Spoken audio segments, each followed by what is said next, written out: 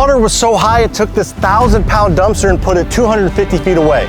So it rained a lot and the river crested and it flooded the entire basement and actually had water up to here in this unit. 8 water heaters down here. Whenever we had walked down, the sump pump over here failed, and basically the water was up so high that it lifted these water heaters and shifted them all out, ripped all of them down. I can't believe I lost 150 grand on this property. Well, what happened? In Missouri, state and local officials have declared a state of emergency due to severe flooding in St. Louis and the surrounding areas. Historic rainfall of more than 9 inches over 24 hours turned streets and highways into rivers.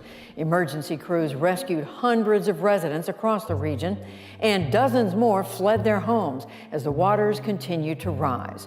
Community correspondent Gabrielle Hayes joins us now with more. So I interviewed a woman yesterday who was rescued by boat out of her apartment with a 10-month-old and a 4-year-old.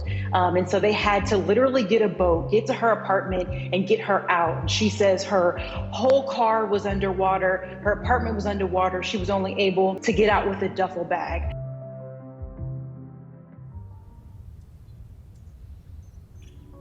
So this is a 32-unit apartment complex that I bought without using any of my own money. I bought it in 2018 for $1.1 million. Now it's worth over $2 million, and it brings in over $4,000 a month in cash flow. However, like most things, it's not all rainbows and butterflies. As I just told you, I lost over 150 grand on this property in the last couple months because of a 1,000-year flood that flooded one of these properties. In this video, I'm gonna talk about how I was able to buy this property without using any of my own money, how I maintained it since I bought it, how I overcame a huge disaster, and how it's still a W. So I bought the property in 2018 and an apartment complex broker actually brought me the deal.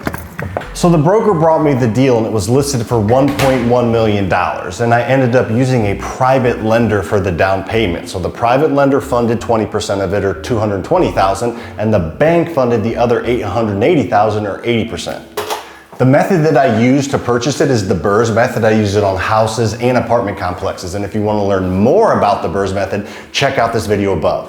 So back in 2018, it took me about 5 months to actually get this property closed from when the broker brought it to me. I had a few banks say no, I had to get the private lender lined up, but since then, this thing has been running like a top. $4,000 a month cash flow, slight improvements, and an amazing tenant base. So about 3 or 4 months ago, we got a 1,000-year flood here in St. Louis. There was over 20 inches of rain in 24 hours. And there's a creek right over there that flooded into this property and caused a ton of damage.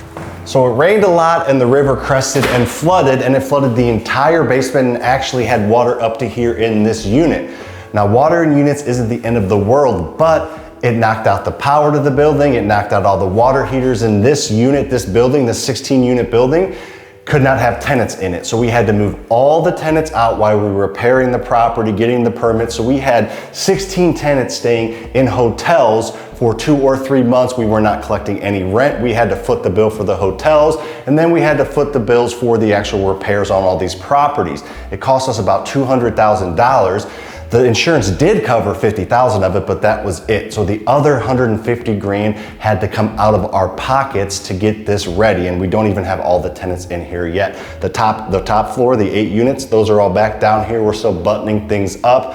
And it took about 3 months to get everything ready, and we're not even quite there yet. When I say flood, I mean flood. I couldn't be walking right now, I'd have to be swimming. The water was to the ceiling, above the ceiling. It looked like a tornado hit down here. All the water heaters were thrown everywhere and crumbled up. It looked literally like Hulk came down here with a bunch of tornadoes and tsunamis.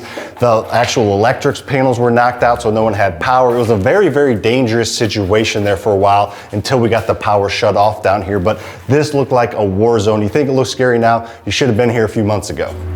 So that's all the bad news, but there is light at the end of the tunnel, which is what real estate can provide.